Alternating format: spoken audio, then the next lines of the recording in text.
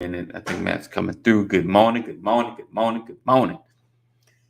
Welcome to another edition of the Brothers of Legacy. I'm your host, A.D. Walker, the pushing to grow, the motivator. Appreciate you guys for being here.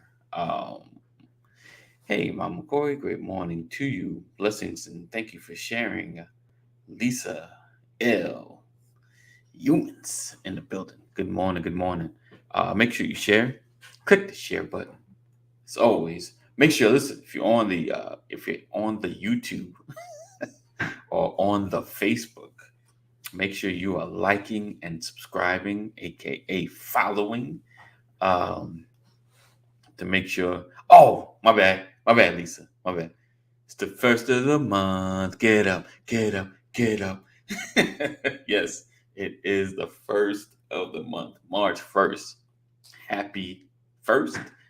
Is that a thing? Happy first.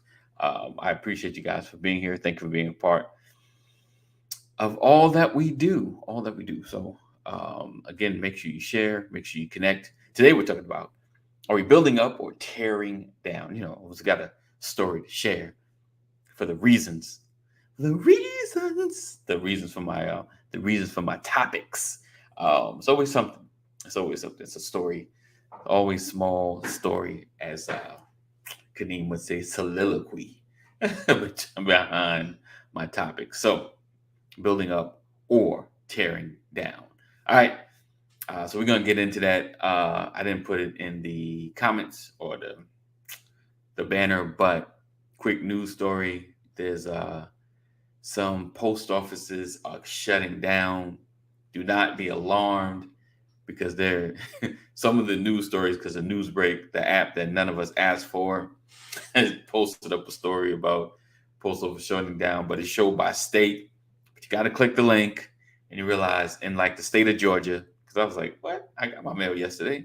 In the state of Georgia, Mountain City. So if you're in the great place of Mountain City, you may no longer have a post office. It's your fault. You don't go by. Just playing. I haven't been by the post office in like a year. So Mountain City, Georgia has lost their post office. Gone too soon. RIP. Or suspended service, I think. Suspended service. And there's some other states on there as well. So go check Newsbreak, the app none of us asked for. So we're going to go ahead and kick it off. We'll be right back. See Matt Genius, because you know it's Mental Health Wednesday. That's how I got to make sure I put that in there. Mental Health Wednesday with our brother, like no other, Mr. Matt Genius is in the building. Pastor Brian A. McCrory Sr. So we're going to go ahead and kick this off. We'll be right back right after. Where's it at? Spligging It.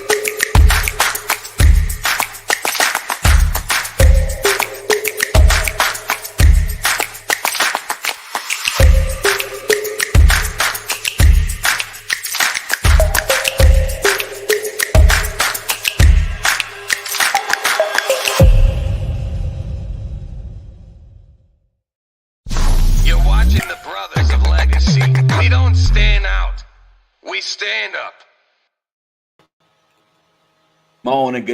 Good morning, my brothers. Good morning.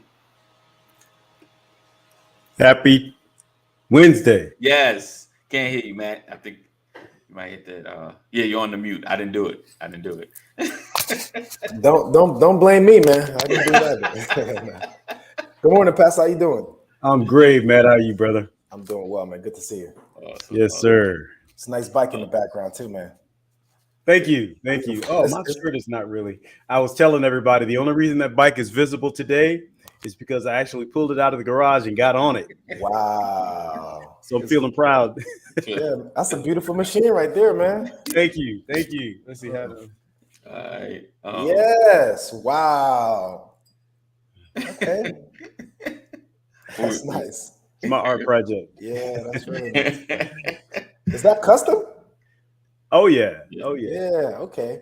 He worked hard on it. He customized the original himself. bike. You can't even see the original. I don't even see the original bike. That's what I'm looking at. I can't see a brand because it just looks different. Yeah, he welded that it's stuff. a Harley, but it's a made over Harley. Wow. Handcrafted. Listen, that bike is a 2012. Wow. It was old. Yeah. It's old, guys. All right, welcome. And paid for. Even better. Right. Yeah. It rides so much better when I got this title. It just rides so much better. All right. So again, welcome to the Brothers of Legacy. What is it? A pimped out Harley? I rebuke the word pimped. Pimped out. That's what I'm talking about, Rich. Pimped out. All right. Again, welcome to the Brothers of Legacy. It's first of the month.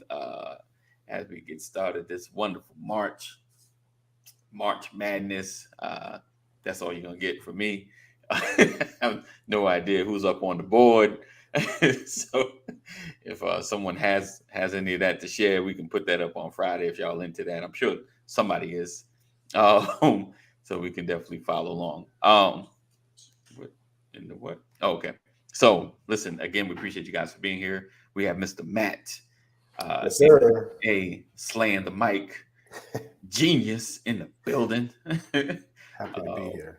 I think didn't you just drop another single? Or was that I saw the video? No, it's not a video. I just the song I released last month was "I'm Black." That was the other video clip you saw was just from something I was messing around with from a previous song that I wrote called "The Problem with Givers." Problem with Givers. Okay. Yeah, make sure y'all check it out. MAT Genius. Check that out. The Problem with Givers. All right. Good morning, Sam. Good morning. Good morning. Listen, make sure you guys share. Make sure you let everybody know that the brothers are on. All right. So today we're talking about, are we building up or tearing down? Are we building up or tearing down? It's a good one. So quick transparent moment. I was talking to my son this morning. I was like, hey son. And he and he was like, hey. I was like, why you always responding like I'm about to put you on the hot seat and interrogate you? He was like, that's where I feel like I'm at a lot. I'm wow. Do I not build you up enough? Like, do I not, because I always try to get up in the morning, try to be a little light, mess around with him. Like he was on Wednesdays, he's part of ROTC, so he has to wear the uniform already. Always do some silly salute. I'm like, you got to learn how to salute and chop.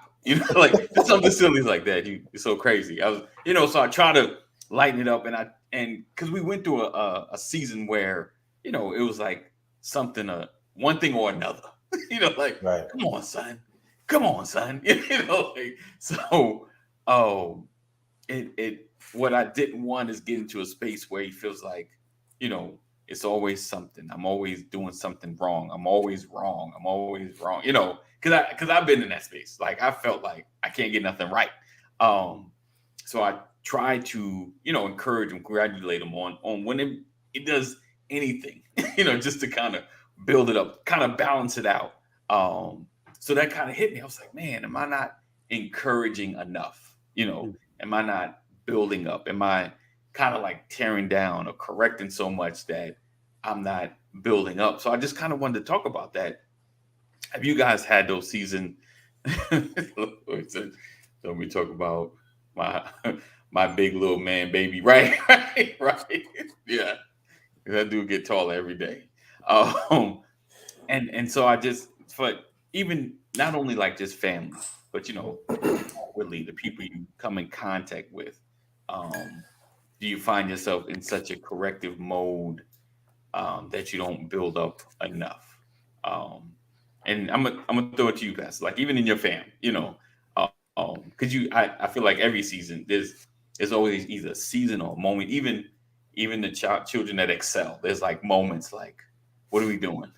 Like, where are we going? Because it's like you're trying to put the barriers up. It's like, I don't want you to get lost, so I'm trying to kind of check you on certain things. Like I see you changing a little bit, so I just want to make sure we're still going in a good direction. You're still gonna make mistakes. Still gonna do silly stuff because you're a kid. You're a person. Because I do silly stuff, but I want to make sure that we're still on the right track? Where's your focus? Where's your total objective is still going the right way, you know? But have you had those seasons of a lot of correction that you feel like you did more correcting than building up? Have we felt it? Yeah. Or do we feel like that's what we're doing? Do you feel like that's what you were doing? And have you felt it? Have you been in that space? So the reality is, and I'm gonna speak first because we have a man of not only spirit but of science to speak to this. But yeah, I have felt it. I have felt like I have lived life where there was more correction than there was encouragement. I've been there, done that. I think a lot of us have at certain points of our lives, certain stages of our lives. Right. When it comes to the children, what I've learned personally, and I learned this through working with adults, is have more positive than challenge, right? Because when you're approaching people, if you have a goal of constructive criticism or correction or realignment, you have to soften the blow. And when we're talking to our children, if I have 5 things to say, 4 of them can't be negative. Right. Yeah. So there has to be a sense of balance. And so what I like to do is start in a positive manner, right?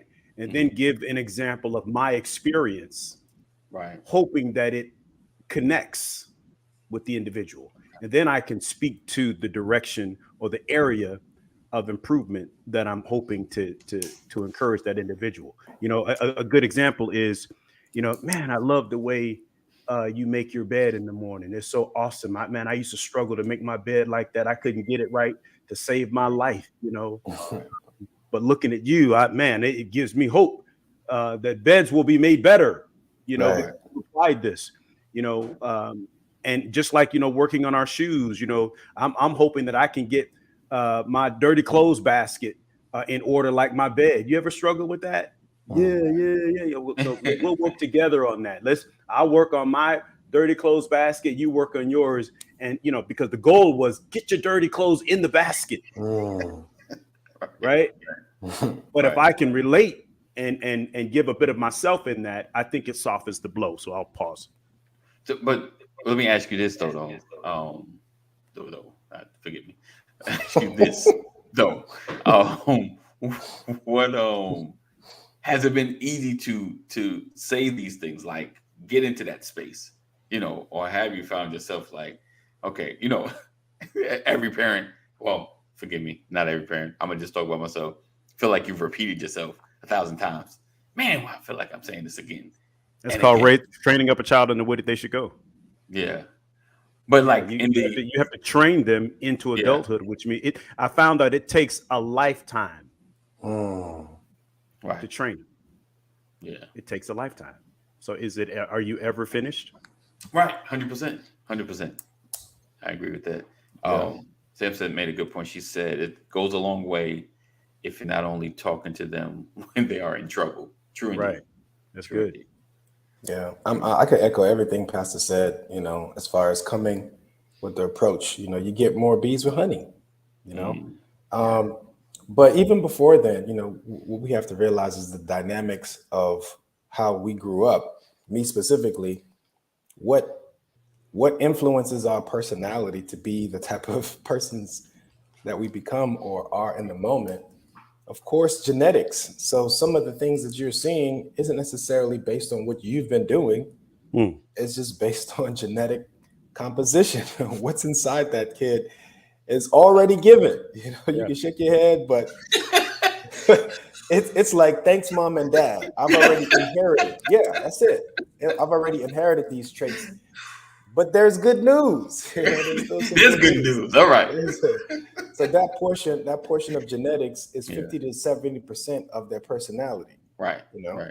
But even that is malleable. Even that can be changed, Now the genetic part of it, it's going to be a little bit more difficult. But then there's the other side of it, the 30 to 50% that's left.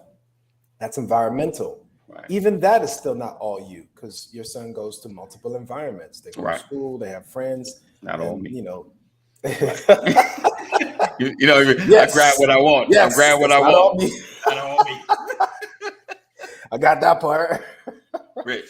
But there's a bunch of influences that in a minute. create the specific dynamic of what you're seeing in your son. You know, so 50%, Right. 50 to 30 to 50% environment, 50 to 70% genetics. Right now, with that being said, we have to know that our part is our part. Right, Yeah. whatever part we play, whatever hands that we have that we're dealt is what we're going to do. If we feel that there's a need for improvement, Right. if you're bringing this conversation up, that means you may have a desire to better yourself as a parent. Nothing wrong with that. Right. You know, nothing wrong with that at all. So when we approach it as a deficit rather than a surplus, I'm looking to fill myself up to be a better father rather than looking at the emptiness in my son to see where he is. This is always an opportunity for the good to be seen.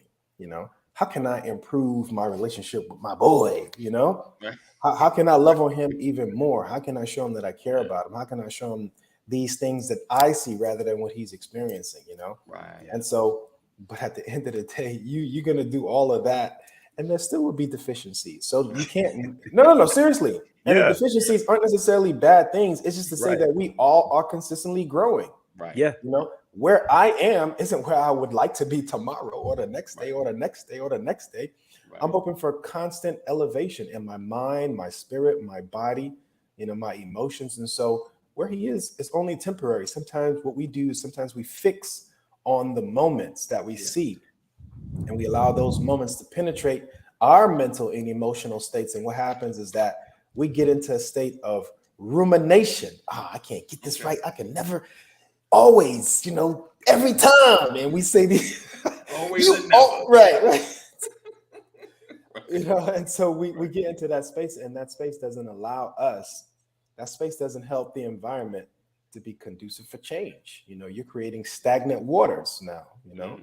That's not going to be a space that will be healthy for him to grow and change, Right. and for healthy for you to grow and change, you know. And so there's a lot of conversation that needs to happen around this time. I think you have a teenager, right? He's 15, Yes. right? Yeah. Yeah, you know, there's a different type of relationship with the parent in general, you know. Right. Yeah. And so as they grow and shift in, you know, their own development, Yeah. it's our responsibility to grow and shift in our parenting to match where they are.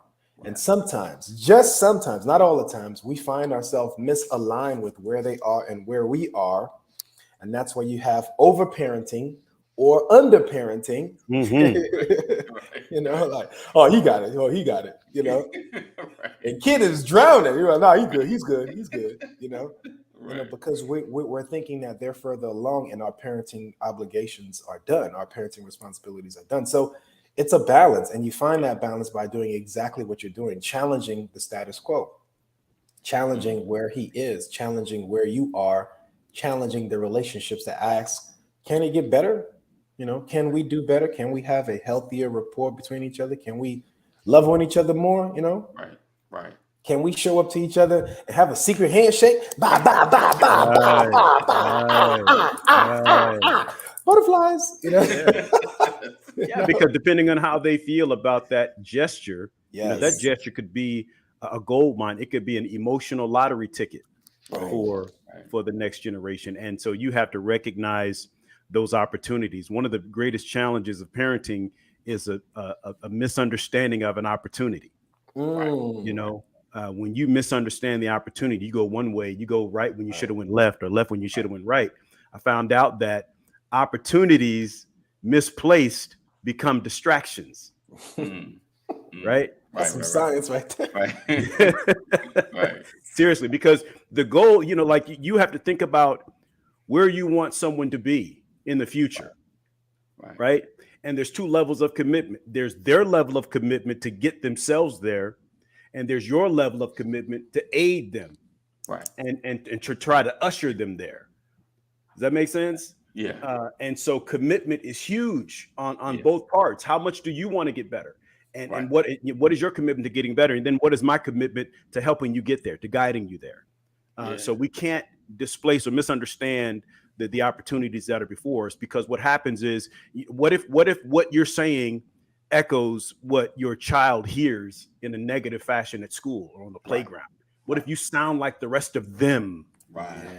Yeah. Right. That language. You know, Definitely. the language. I just parsed out, something that I recalled as Pastor was speaking about how we approach those conversations. What's the easiest, lowest hanging fruit question we ask? What's wrong? You know? What's wrong? What's Right. wrong? What happened? And so the focus is on everything that's wrong. Yeah. The focus is on deficiency. The focus is on lack. Yeah. Instead, we can frame it like, "Hey, how you been feeling? What's been going on? Okay. What's on your mind? Okay. What's higher than that? Yeah, you decide. I got Right. no, because I'm saying like I hear you because Yeah, those are you decide. How you feeling? Fine. How do you frame questions that are more open ended to create discussion, and this could be applied to many parts of our relationships. But children are probably the most Right. either open or closed. Yeah. So it's how do you frame those questions to open up conversations, so that we can get to the building up instead of the tearing down. The greatest part about relatability, empathy, right? Okay. When you can put yourself in a situation that they struggle with, and you make it your struggle. Man, it really irritates me when such and such happens, or when people do this, or when this occurs. And I sometimes I'm wrestling with how I respond or how I react. Do you ever feel like that? Anything like what gets you upset? Like when somebody's irritating you, how do you deal with it? What do you do? Right. That's an open-ended question, right? But you open it with, man, it happens with me too. And in a lot of cases, young people feel like it's only them that's going through this. Of course.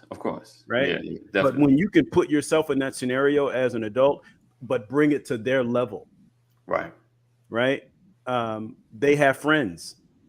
They have friends that they love, and they have friends that they love, but the friends don't love them back, and it hurts their feelings. Right. So when I talk about how that hurts my feelings, I might open up a channel of communication that I didn't know existed. Vulnerability. Because like, wow, you feel that too, Dad? Right. Wow, mommy's that really? Wow. Yeah. I thought it was just me. Right. I got you. Yeah. Okay.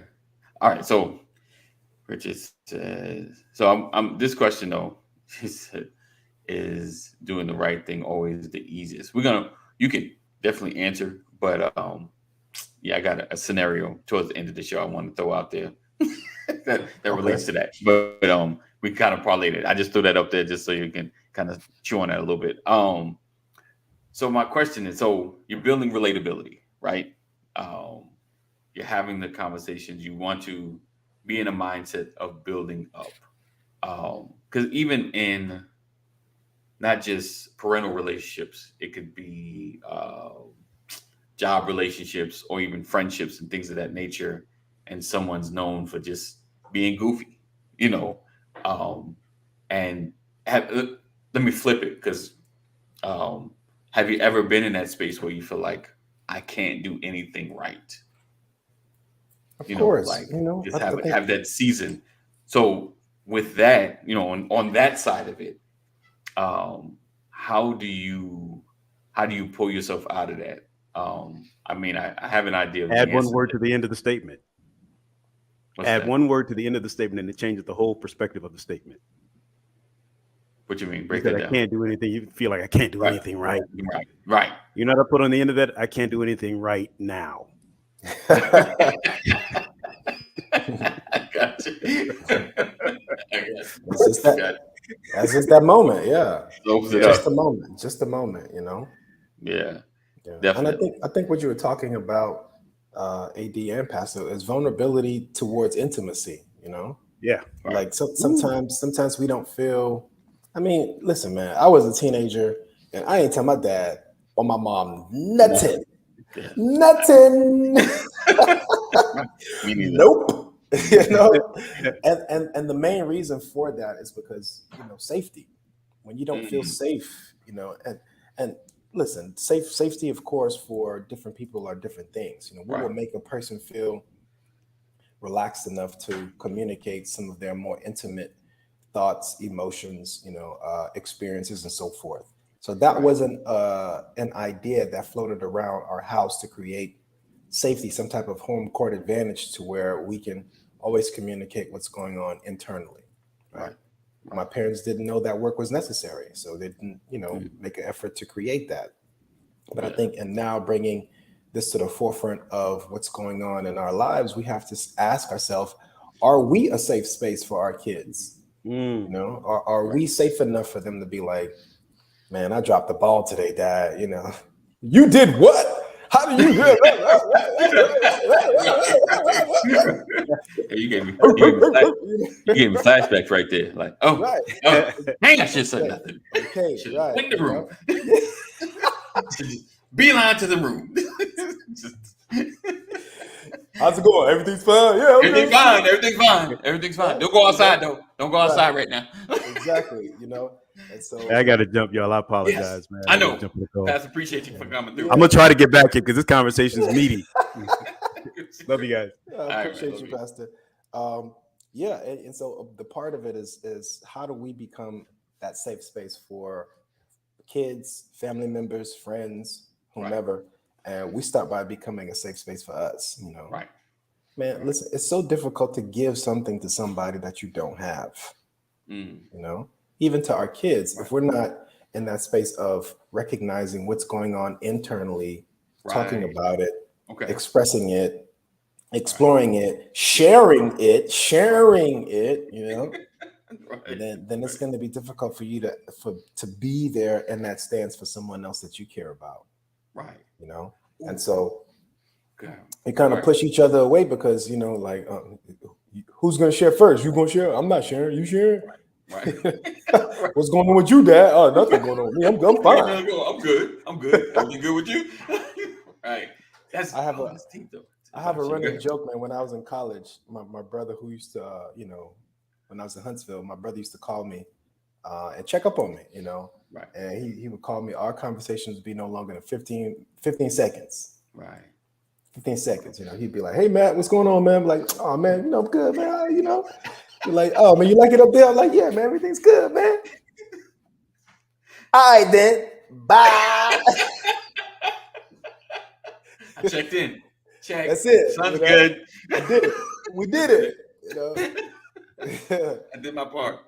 Right. And with my sister, who was a safer space for me at that time. Right. When she would call, it'd be a different conversation. She'd be like, "How you doing, Matt?" Oh, life is killing me. Okay. That's deep. And so we have to recognize where those safe spaces are. And it may not be you, it may be somebody else, but the encouragement is to find safe spaces to be able to process what's going on. If we don't process them in real time, more likely than not, they'll manifest in our behaviors and our thoughts and our emotions, and our unconscious, sometimes biases. We have to be able to just let those things go in real time, And then to the last part that you said, feeling like you can't ever do anything right, man, those are also seasonal as well. When those things come up, it's rumination that makes you feel that, meaning that's the consistent thought that's floating in your mind. But dare I say, there are other thoughts to think about. Only the stuff I've done wrong. That's it. That's all I got. Right. Right. And so in those process, we have to learn how to ground ourselves, reorient ourselves, bring ourselves back to a stable reality. Right. Right. So you start doing, the questions that, the concussion protocol, Right. Do you know what today is? What's your name, son? Who's the president? Right. And so these things just help snap you out of a reality that may not be meshing with where you want to go versus the reality that you do want to go. If you have the right questions in line, then each question will be a ticker towards a different understanding that can pull you back into a safe space. I am loved. I am loved. They do love me. They do love me. I'm a good person. I'm a good person. Listen, Richard put a statement up, and I was thinking about this, right? So he said, I used to go to work, do a shift, work hard, keep to myself, clock out and home. Only spoke when I guess obliged to or have to. Um, I think like I get it because sometimes it's like I'm just going in here, do this job, and go home. But I feel like because we spend, if you do 40 hours a week at a job, you're spending a lot of time around people. You know, um, what's your opinion on keeping to yourself like that? Like, should you be at least a little open to building? Like, I don't need to have deep friendships, but do I need to at least That's my best connect friend. That's my best friend. right? Connect. Because I've had, like I've created relationships at work. Like, yeah, man, we're gonna hook up. Like you're leaving the job. Yeah, man, we're gonna stay connected. I ain't stay connected Man, to maybe you 2%. You guys are helping me out a lot. Because Yeah. what I'm doing is I'm compiling a list Okay. of other symptoms that trauma produces in minority or other communities. Right. Right. And so these are unorthodox symptoms that won't necessarily be classified in any scientific study or research. It's not going to be in the DSM, one of the symptoms of post-traumatic stress. Right? This is going to be talk to anybody at work. There you go. Just walk by everybody. This is going to be, I mean, some of them are in there. Some of them are no doubt, in there, no doubt, antisocial personality. Yes. And stuff like that. But it also makes us haters. Right? Yes. It also makes us self-sabotage. Right? It also causes us to then, limit the chances that we take. It also prevents us from having healthy relationships with each other as far as feeling the desire for community, because community is where the hurt probably occurred.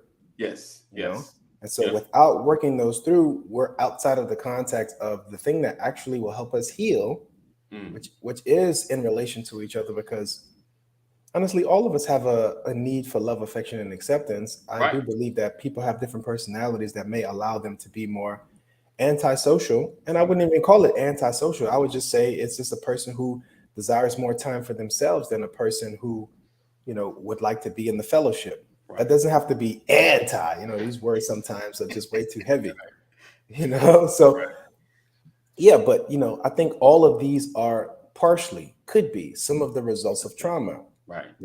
Yeah. And so if trauma occurred, meaning if there was a period of time when you were in a circumstance where you felt hurt beyond, what was normal for you mentally, emotionally, somebody, did something really drastic to you, physical injury, or you even witnessed it in a social setting, it may be like, you know what, man, I need to stay away from that. I can't trust nobody. Right.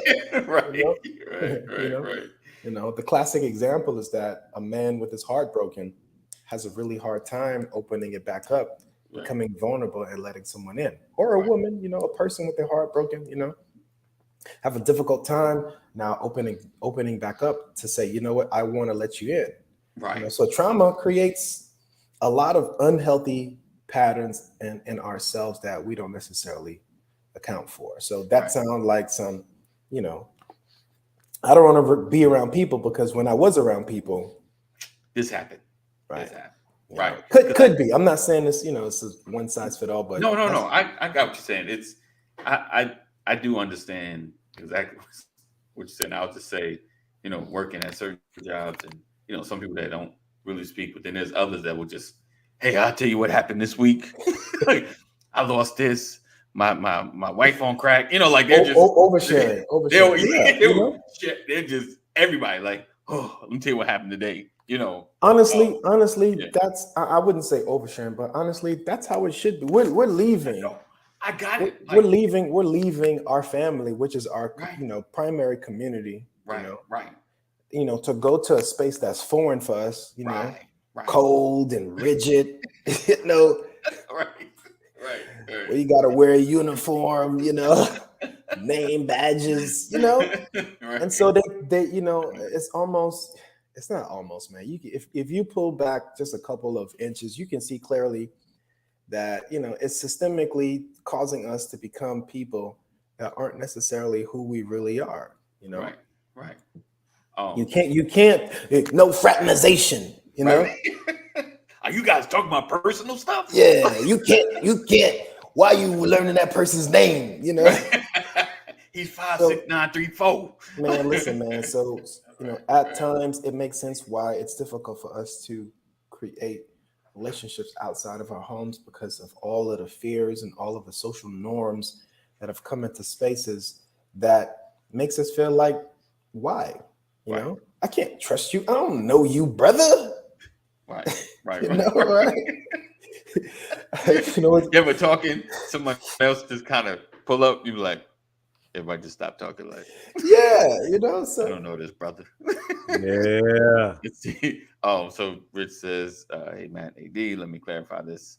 For diagnosis autistic, understood me. Eventually I made 3 friends and it took an amount of time to suss people out, to trust, not antisocial.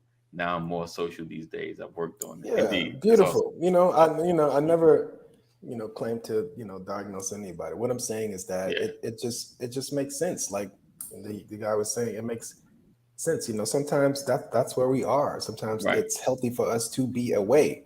But what I do know is intrinsically, all of us, deep down to the bone, we all have an internal need, a desire for love, affection, and acceptance. Right. Yes. Right. Even that person that's like, that. Right. You give them a hug. What they're saying is you're not working hard enough to break through my shell. Right. Exactly. You give them a hug. You see that bottom lip start quivering. It's and sometimes sometimes it's not our job to break through that shell. Right. That's not my job. Bro, you said something powerful with that, man. It's funny. I have to go back to this working out stuff. I've been working out more and more, and my house is probably just under 2 miles from the entrance to our community. Right?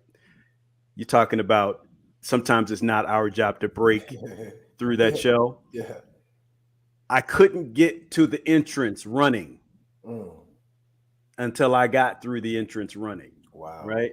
I never made it there. I made it part of the way, most of the way, made it to the clubhouse, made it to the dog park, but never made it to the entrance. Wow. When I finally made it to the entrance, I celebrated and I was like, wow, this is fantastic. It's a great feeling. I got out. And then my question to myself was, am I breaking out or am I breaking in? Wow. Right? Like, am I breaking out of my community or am I breaking into a new elevation, new world? Right?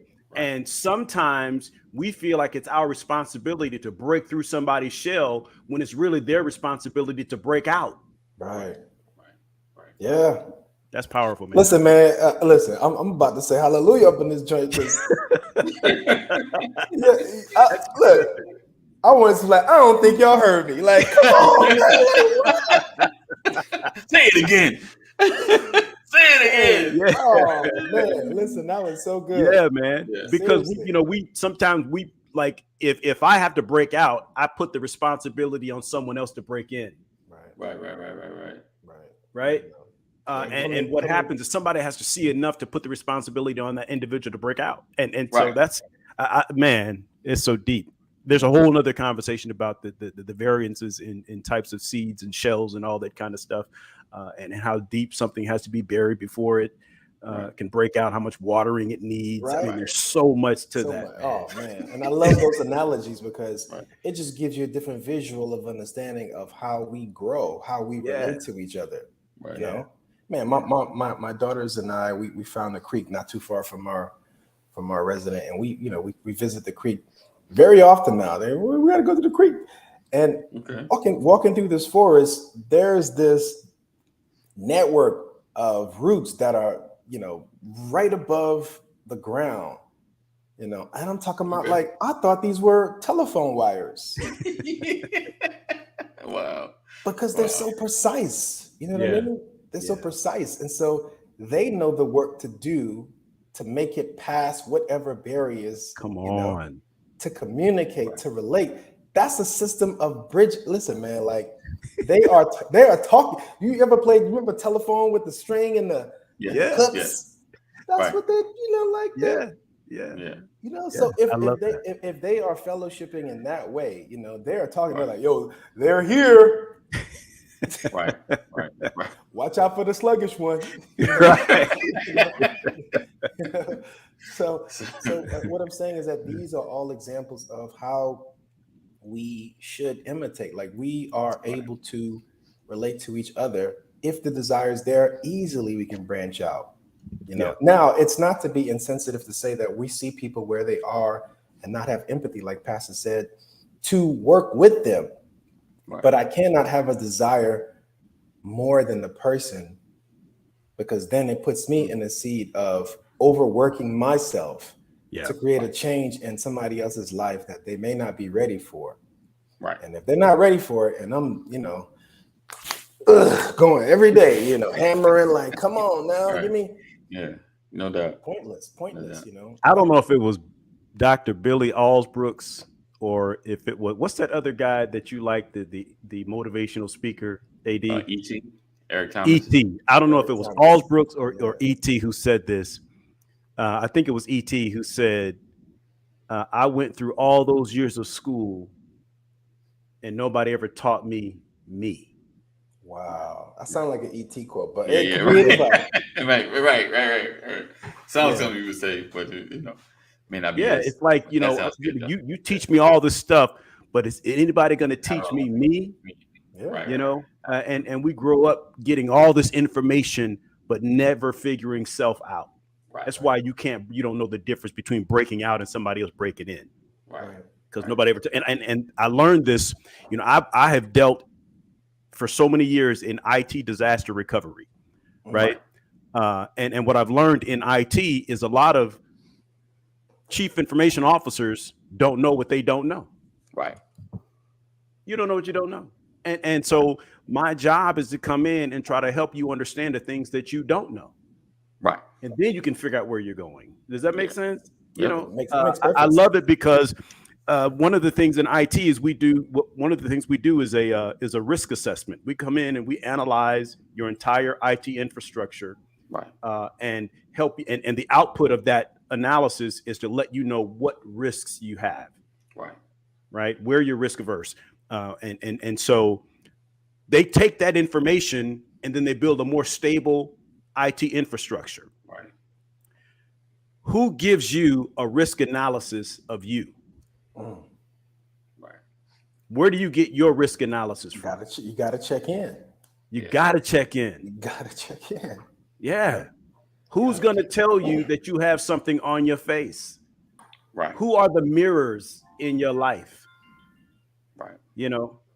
But some of your behavior is putting you at risk. Who's going to share that if you don't tell anybody? I heard Matt say, man, I wouldn't tell my parents anything, but the thing is not saying anything. We have no idea of the dangers, right, or what risk we're putting ourselves in. Right. You have to present yourself in a way that someone can provide a risk analysis, and not just you doing it for yourself, because you don't know what you don't know. Right. That's good. He said, so Richard, I get you, Rich, because sometimes I'm tired of looking at that grumpy face if I got work next to him. He said, Matt, but can you inspire them? Can you inspire? Of course. Comes on the job every morning. You don't even have to bother yourself with where they are. Our job is to be that light in every situation that we can be. I think when you break it down, it's way easier to see that we are there is a division in ourselves, that if we recognize it and we work through it, we understand how to control it and utilize it for our good rather than for our detriment. There is always a higher self. Even when you're in that higher self, there is a higher self. But then there's also that lower self. And when we're in that lower self, it's not the time to beat yourself up, or make yourself feel small. right? Or, you know, the expression is kicking yourself while you're down, or getting kicked while you're down already. You know, that's the time to understand and reflect.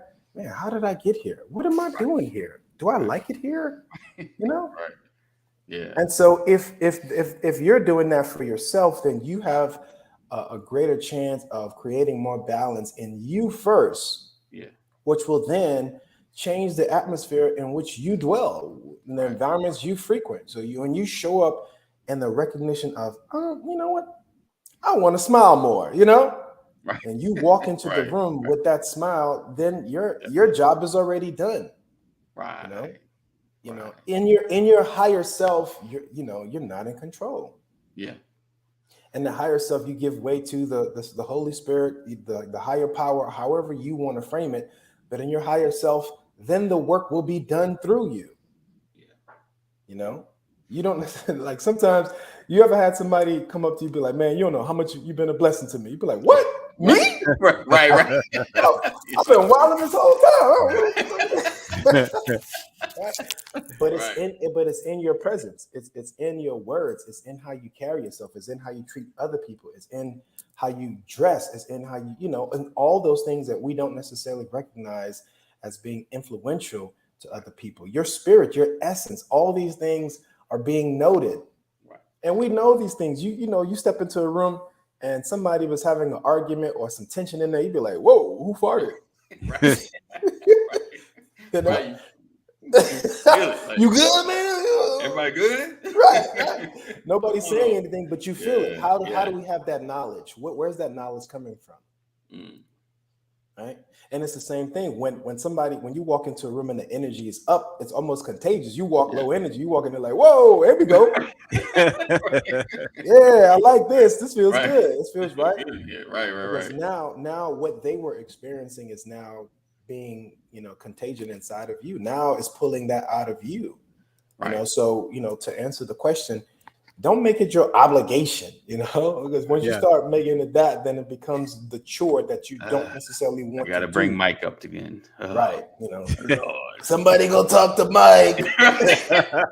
Like, oh, I did it last week, you know. Right, I did it last week. Right. I'm not talking, you know. So just, you know, you being the best version of you, and that's the version that knows that I can always do better. I can, you know, how can I, you know, not knocking where you are and where you have been. That's not helpful either. Well, that's because that's due to the spirit of comparison. There you go. Right. What I've learned is I refuse to any longer compare myself to the person next to me. My only competition, to Matt's point, is yesterday's version of me. Right. Period. I have no other comparison. As long as there's a new term called trending up, and I've shared it with my family. As long as I keep trending up, I'm winning. Right. I'm winning. All I have to do is go further than me yesterday. Right. Period. And we get too caught up in that. Social media, it has been a detriment. Oh man. To self-esteem. Right? Yeah. And you have to unplug. I should have my Lambo by now. You don't got your Lambo? You're gonna base your entire existence on a snapshot of somebody's good moment. Right. Come on, not even that Lambo. They just took a picture by one, like. Yeah, you know. That's a great one, man. Trending up. Once you said that, the visual came in my mind of, you know, passing the baton to your next self. You know. Yes. Right. Yes. You know. So when you look at that person who ran that first leg around that, you know, that track, you don't look at him like, man, you sorry, disgusting, looking tired, weird. You know, you should have ran faster. We'd be farther right now. Right. Now, you said, man, now you did I that. Gotta run faster. You did that. Now we're gonna do it even faster. Exactly. You know. So you just passing the baton. So in that instance, you know, there is no sense of lack. You know, a sense of gratitude, sense of accomplishment. You know, a sense of purpose. You know, once you get those things aligned, it's easier to keep going. You know. But if you watching that, you know, like, come on, man, like, you still. It's been years. Hey, it's what we do, man. It's I'm what laughing we do. because I'm talking to myself, man. Yeah. Like, Yeah. No doubt. you still gonna do that? You know what I mean? Yep. No doubt. Yep. Yeah, I you know, so Fear-based thinking is what I call it. right. Why is my effort never enough? Right. Why am I never enough? Because you never get it right. We're constantly questioning ourselves. Right. No doubt. No Yeah. doubt. And I was trying to think about the number that Aaron writes at how many like negative thoughts you have throughout a day, you know, as opposed to the positive ones. No, I don't even think about that. You know. Yeah. See what we just did there? I see that. I see what you just did. I see what you just did. Let's think about how many positive thoughts you have throughout the day. Boom, there you go. Right? And I love that word that I love that word that you used earlier. You said I think you said ledger. I don't know if you said ledger, but I think you said something about no. Ledger came in my mind when you said more times of getting it wrong. Right. Right. Like you did a balanced book. Like you like, all right, so yesterday one, you know. All right, okay, let me, you know. First you woke up late. Then you forgot to make your bed. Right. And you ain't brushing your teeth as often no more. You know, like you kiss your wife on the forehead, you let her walk out. right. You know, you collecting that data, man. Like, come on. We do. Listen, okay, honestly, right on point, Richard. Right on point with that question. Can you guys sense when you're gonna have a great day and when it's gonna be it's bad? when I say it. It's when I say it. It's it's a mindset. It is. It's a mindset. 100% is. 100%. That's why I'm telling you, it's so funny, right? That's why I make my bed first. Right. Like when I open up my eyes, I pray, I've developed this attitude where I speak 3 gratitudes in the morning when I open up my eyes. Not 4. I pray, thank the Lord for another day, but I have 3 gratitudes and I record them. Okay. And then so that's what I do in the bed before I get up. I pray, thank the Lord for another day. Have 3. Lord, I thank you for my family. Lord, I thank you for this roof over my head. Now I go beyond that. I'm just giving you examples. Right. No doubt. But I make my bed. If I can get up, and here's the thing, like I make my bed before I go pee. So I'm making my bed. That's discipline right there, man. I gotta get it done. Right? I do that, man, because that's a win. Yes. It's a win. And there's times when bathroom come first. Right. Like, they gonna make it. Yeah. But for the most part, thank you, Mama Corey. It's the Bible says it's the small foxes that spoil the vine. Right. So if that's what it takes for me to feel victorious at the beginning of my day, that's what works for me. Find out what works for you and become consistent at that. And then that kicks your day off in a positive manner every day. If you accept and acknowledge that victory, whatever it is, you do it every day so that you can have that first celebration. Right. Make the bed before making the bed. Sam said, I don't keep score. I survived yesterday. Yes, I won. That's it, today. That's it. That's a great point. That's a great point, Sam. It's a great point, Sam, because if you did more things wrong than right, how come you still got all your fingers? Right. Why you still got all your to count off more times I messed up. Right. You see? I'm such a like, short but no limbs. And I'd be like, man, that's a guy that made a lot of mistakes.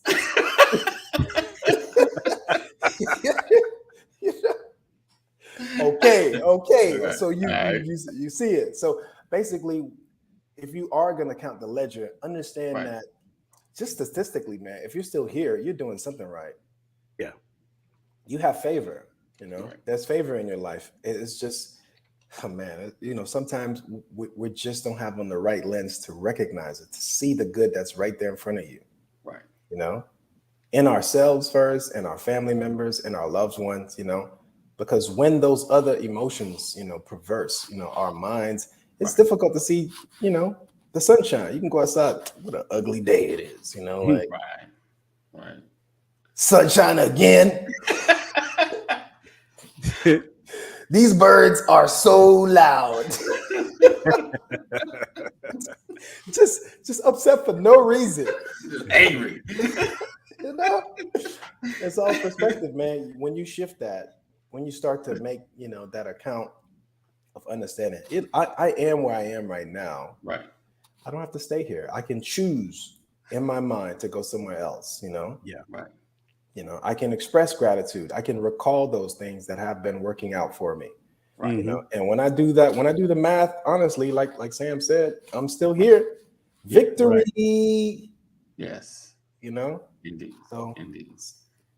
So he said my wife was talking to me when I was typing. I meant to say was Pastor Sam make the bed before you pee. Yes, he did.